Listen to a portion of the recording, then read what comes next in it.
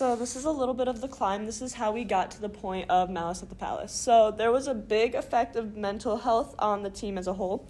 Ron Artest actually had a psychiatrist that traveled with them. He had a lot of mental health issues, and he was actually asking for time off at the beginning of the Malice at the Palace season.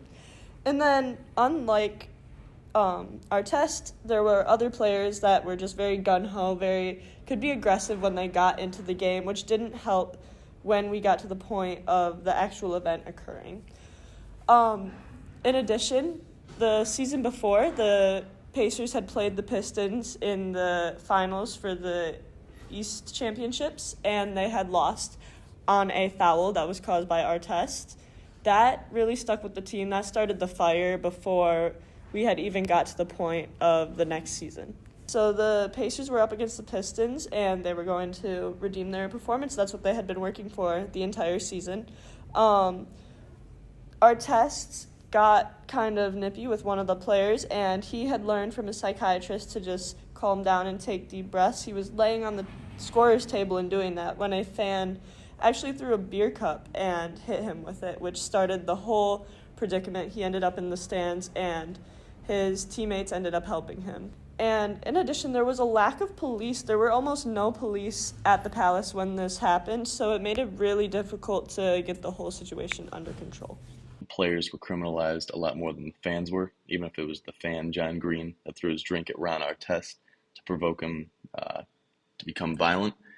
To save the league, the NBA kind of painted the players as the villains more than the fans, since the fans are the ones that pay the money to get in and kind of support. They wouldn't want to upset the fans anymore and lose money. The fans viewed these players as thugs. The media painted them as thugs. And the players never really had a chance to defend themselves. They were told to keep quiet. They were claimed to have not know how to act in a normal society. In terms of player punishment, a lot of players were suspended, even if they were only minorly involved in the fight. The main villain that was painted by the media, Ron Artest, currently holds the longest NBA record for game suspensions at 86. For their game after Malice at the Palace, the Pacers only had 6 available players. Eventually, Pistons fans were criticized about how poorly they treated the players, and new alcohol policies were put in place in the NBA. Ron Artest was traded to the Sacramento Kings after a year. He was viewed as a traitor by his teammates after they had stuck up for him in the actual brawl and gotten suspensions, their names tarnished, and a loss of a lot of money.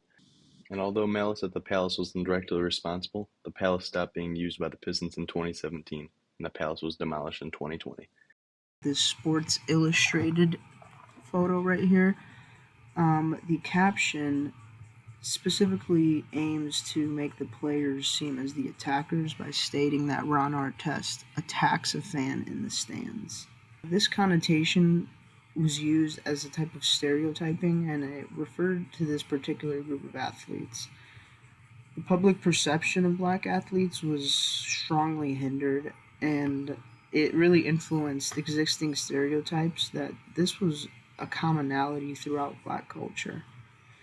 The media did not hide from highlighting the race of the players involved, and they even described Ron, Wallace, Jermaine, and other players as aggressive and uncontrollable. Furthermore, all suspension protocols were under the control of David Stern, a white man. Players suffered long suspensions.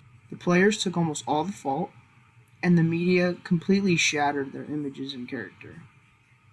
A national conversation involving race and violence in sports led to scrutiny of how the media covers these events and how they promote narratives to please specific audiences. However, these players' activisms and self-awareness weren't even highlighted after the fact.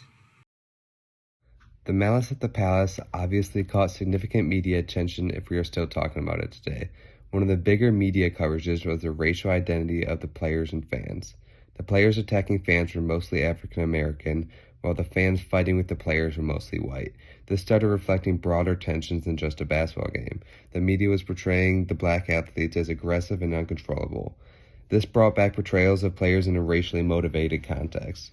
The players involved in the brawl obviously got it the worst, like Ron Artest and Steven Jackson. The portrayal of artists and others was violence and aggression, leading to discourse that associate black people with danger.